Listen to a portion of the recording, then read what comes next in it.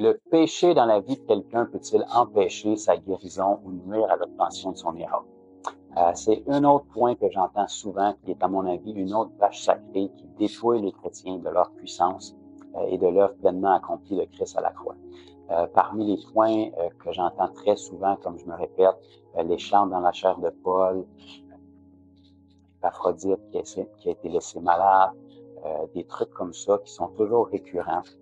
Jésus peut faire peu de miracles ou aucun miracle dans sa ville natale.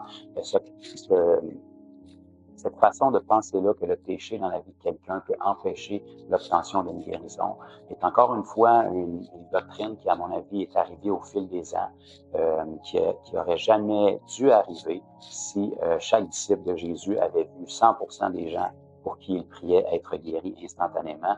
Jamais on n'en serait arrivé là, bien entendu.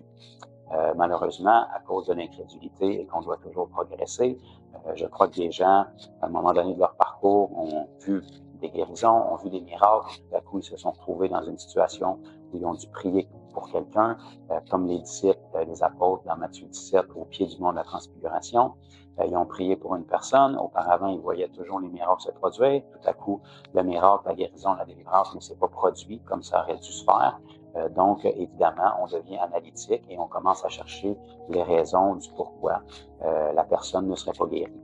Et bien souvent, dans cette ligne de pensée-là, on en est venu avec la doctrine qui est nullement applicable bibliquement d'ailleurs, comme on va le voir, que le péché dans la vie d'une personne peut empêcher le miracle de se produire.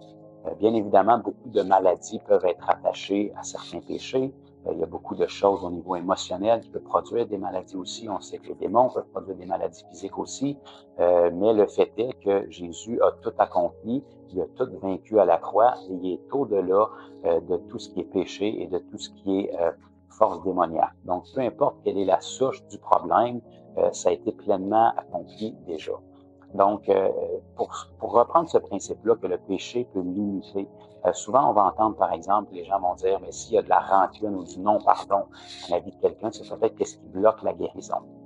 Ça peut sembler très sage et très noble, et c'est vrai que Dieu ne veut pas qu'on ait du non-pardon et que la rancune peut avoir des effets très néfastes sur la vie et la santé de quelqu'un. Mais bibliquement, ça ne peut pas être un obstacle pour empêcher un miracle de se produire quand la foi est présente. Ce qu'il faut comprendre, c'est que 100% des gens que Jésus a guéris lors des évangiles, durant son parcours ici-bas sur terre, que ce soit Jésus, que ce soit les apôtres qui marchaient à côté de Jésus, les 12 qui ont fait des miracles aussi, que ce soit les 70 que Jésus a envoyés par la suite, qui ont fait des miracles aussi, qui ont vu des guérisons, 100% des gens à qui ces hommes et ces femmes-là avaient affaire étaient des pécheurs.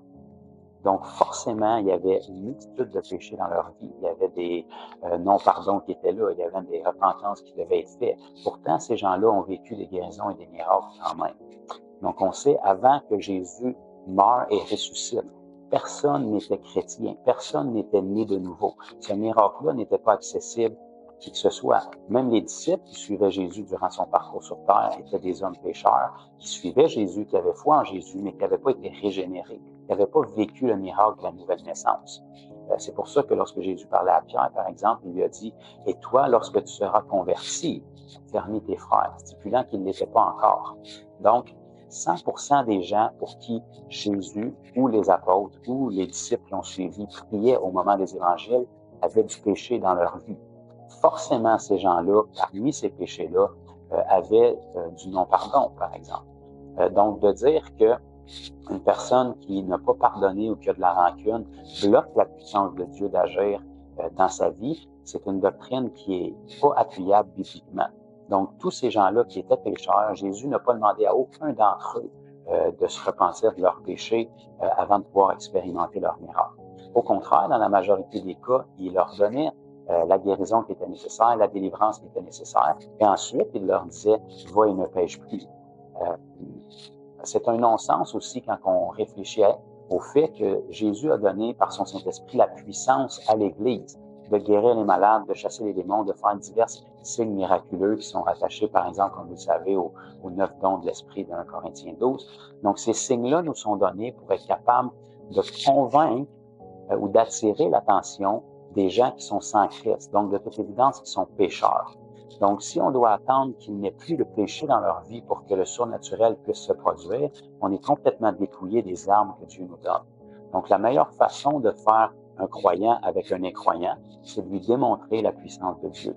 Donc, s'il faut attendre que le péché soit retiré, que tous les pardons soient faits et que la personne soit impeccable et parfaitement propre avant de pouvoir expérimenter un miracle, bien, on est complètement dépouillé de la puissance que Dieu nous donne et Dieu n'a aucunement besoin des signes miraculeux pour essayer de convaincre les cœurs. Et on sait que c'est pas le cas.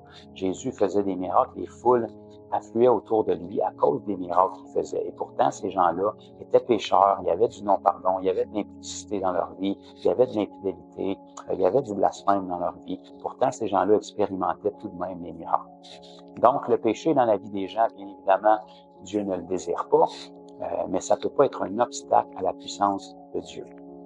Donc, lorsque c'est un obstacle dans notre être à nous, certainement, ça peut en devenir un. Et moi, personnellement, ce que j'ai vu et ce que je crois qui s'est passé avec des façons de penser ou des doctrines, comme par exemple le non-pardon peut empêcher le surnaturel de se produire, c'est que probablement les gens ont prié pour une multitude de personnes qui ont vu guéri dans leur cheminement, jusqu'à ce qu'il arrive sur quelqu'un qui n'était pas guéri ou qui n'arrivait pas à expérimenter le résultat. Et puis parce qu'ils s'étaient fait enseigner des choses comme ça, ils ont fait le test et ils ont demandé à la personne si la personne avait du non-pardon, de la repentance à faire dans sa vie, relâcher des gens peut-être dans sa vie.